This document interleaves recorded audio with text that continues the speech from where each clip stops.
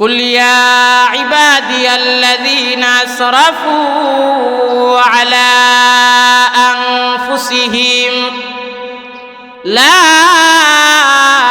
তাকনাতু মির রাহমাতিল্লাহ।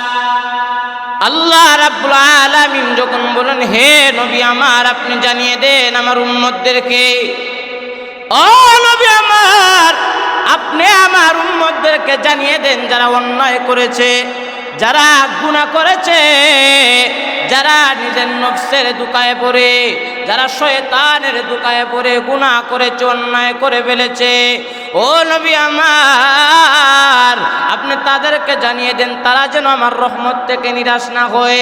লা তাকনাতু মির রাহমাতিল্লাহ। ও নবী আমার, আপনি আমার উম্মতদেরকে জানিয়ে দেন, আপনার উম্মতদেরকে জানিয়ে দেন তারা যদি গুনাহ করে ফেলে, তারা যদি অন্যায় করে ফেলে, তাহলে যেন তারা আমার কাছে তাওবা করে। আল্লাহ রাব্বুল আলামিন বলেন, ইয়া আইয়ুহাল্লাযীনা আমানু তুবু ইলাল্লাহি তাওবাতান নাসুহা। মহান আল্লাহ রাব্বুল আলামিন বলেছেন, বান্দা, তোমার দ্বারা বড় গুনাহ হয়ে গেছে, তোমার দ্বারা বড় অন্যায় হয়ে গেছে, তুমি শয়তানের দুকায়ে পড়ে বড় অন্যায় করেছো, বড় গুনাহ করে ফেলেছো।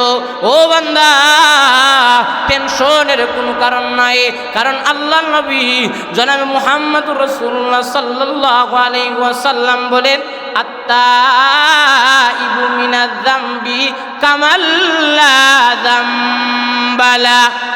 আল্লাহ নবী বলেন, আত্তাইবু মিনাজ যামবি কামাল লা যামবালা। এই হাদিস দ্বারা বর্ণিত হয়, কোনো ব্যক্তি যদি তাওবা করে, তাহলে একটা শিশু বাচ্চা যখন জন্ম নেয় তার কোনো গুনাহ থাকে না, ঠিক তেমনি ভাবে একজন খাঁটি মুমিন যদি তাওবা করে তার এইরকম হয়ে যায়, গুনাহই থাকে না। এজন্য ভাইরা আমার, আল্লাহ রাব্বুল আলামিন বলেছেন, ও বান্দা, তোমার দ্বারা বড় গুনাহ হয়ে গেছে, তুমি আল্লাহ রাব্বুল আলামিনের কাছে চাও। নবীরা তাওবা করেছেন, নবীরা আল্লাহ রাব্বুল আলামিনের কাছে চেয়েছেন, কারণ নবীরা হলো নিষ্পাপ, নবীরা হলো মাসুম। নবীরা দেখিয়ে দিয়েছেন, ও উম্মতেরা, ও কওমরা, তোমরা তাওবা করো, যতই ইস্তেগফার করবা, যতই তোমরা তাওবা করবা, আল্লাহ তাআলা তাওবাকারীদেরকে পছন্দ করেন। আল্লাহ রাব্বুল আলামিন বলেন, আমি যে ব্যক্তি নামাজ পড়ে আর আমার কাছে চায়, রব্বুল আলামিনের কাছে চায়, রব্বে কারিমের দরবারে চায়, আর আমার কাছে বেশি বেশি চায় এবং তাওবা করে, আমি ওই ব্যক্তিকে পছন্দ করি। আর ওই ব্যক্তি যতই গুনাহ করুক না কেন, যদি আমি আল্লাহ রাব্বুল আলামিনের কাছে চাইতে দেরি হবে, আমি আল্লাহ রাব্বুল আলামিন মাফ করতে দেরি হবে না। বায়রা মানুষ, তাই না?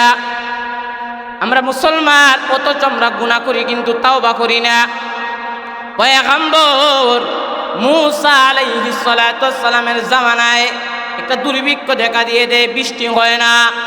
পয়গম্বর মূসা আলাইহিস সালাতু ওয়াস সালাম যখন জামানার মধ্যে বৃষ্টি হয় না, বৃষ্টির অভাব, ভাইয়েরা আমার, পয়গম্বর মূসা আলাইহিস সালাতু ওয়াস সালাম ৭০,০০০ মানুষদেরকে নিয়ে যখন একটা ময়দানে যখন হাজির হলেন, একটা মাঠের মধ্যে গেলেন, যাওয়ার পর যখন আল্লাহ রাব্বুল আলামিনের কাছে দোয়া করেন, আল্লাহ, আমাদের বৃষ্টি দরকার, বৃষ্টি হয় না, জমিনটা পাটল হয়ে গেছে, জমিনটা ফেটে গেছে, ও প্রভু আমার, আমার কওমরা বৃষ্টি চাইতেছে, বৃষ্টি দরকার। আল্লাহ রাব্বুল আলামিন যখন জানিয়ে দেন, ও পয়গম্বর মূসা, তোমার এই যে ৭০,০০০ মানুষ আছে, ওই মানুষের ভিতরে এমন একজন মানুষ আছে যে ব্যক্তি ৪০ বছর ধরে গুনাহ করে কিন্তু তাওবা করে না। কয় বছর? ৪০ বছর। আওয়াজ দিতে হবে, কয় বছর? ৪০ বছর ধরে গুনাহ করে কিন্তু তাওবা করে না। ও পয়গম্বর মূসা, তুমি যদি ওই ব্যক্তিকে বলো ওইখান থেকে বের হয়ে যাইতে, তাহলে আমি মিষ্টি দিয়ে দিব। ওই সময় যখন পয়গম্বর মূসা রেগে বলেন, কে রে এমন গুনাহগার আছো এই ময়দানের ভিতরে, এই মজলিসের ভিতরে, বের হয়ে যাও, এখান থেকে তুমি বের হয়ে যাও। ওই ব্যক্তিটা মনে মনে বলে, ও আল্লাহ, আমি ৪০ বছর ধরে গুনাহ করি কিন্তু আমার গুনাহটা প্রকাশ হয় না। ও প্রভু আমার, আজকে যদি এই সমাবেশ থেকে আমি চলে যাই, আজকে যদি মসজিদ থেকে আমি চলে যাই, তাহলে অপমান হয়ে যাব, মানুষ জেনে যাবে, এলাকার মানুষ জানবে আমি গুনাহগার, আমি গুনাহ করি, কিন্তু আমি তাওবা করি না। ভাইয়ারা আমার, ওই ব্যক্তি আল্লাহ রাব্বুল আলামিনের কাছে যখন দোয়া করে, মনে মনে দিল থেকে যখন দোয়া করতেছে, প্রভু আমার দ্বারা বড় অন্যায় হয়ে গেছে, আমি বড় গুনাহ করেছি, আমি বড় অন্যায় করেছি, ও প্রভু আমার, আমাকে আপনি মাফ করে দেন। আল্লাহ তাআলার পছন্দ হয়ে গেছে, ওই আল্লাহ রাব্বুল আলামিন ওই 40 বছর ধরে গুনাহ করে ওই ব্যক্তিকে রাব্বুল আলামিন মাফ করে দিয়েছেন। সুবহানাল্লাহ বলেন।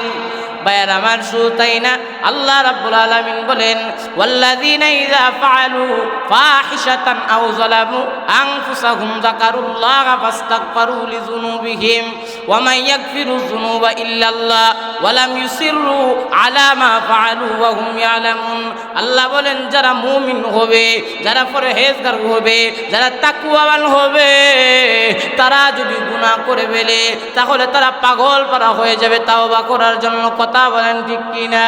কিন্তু আমরা গুনাহ করি, আমরা আল্লাহ রাব্বুল আলামিনের কাছে তাওবা করি না। আল্লাহ বলেন, বান্দারে তুমি আমার কাছে চাও, চাইতে দেরি হবে, আমি রব্বুল আলামিন মাফ করতে দেরি হবে না।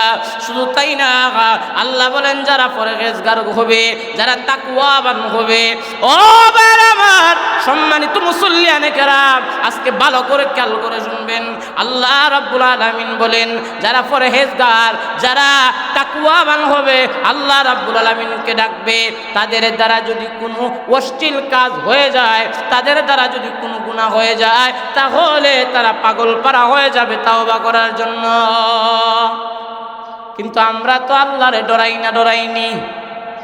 কথা কই না ভাইয়ের আমার? শুধু তাই না, আল্লাহ নবী রাহমাতাল লিল আলামিন, নবী সাইয়্যিদুল মুরসালিন, নবী খাতামান নবীন, ওই নবীজির জামানার মধ্যে একজন মহিলা, ওই মহিলা গ্রামে দূরে বাস করত, কিন্তু ওই মহিলাটা গুনাহ করে ফেলেছে, ওই মহিলাটা জিনা কাজের মধ্যে লিপ্ত হয়েছে, গুনাহ করেছে।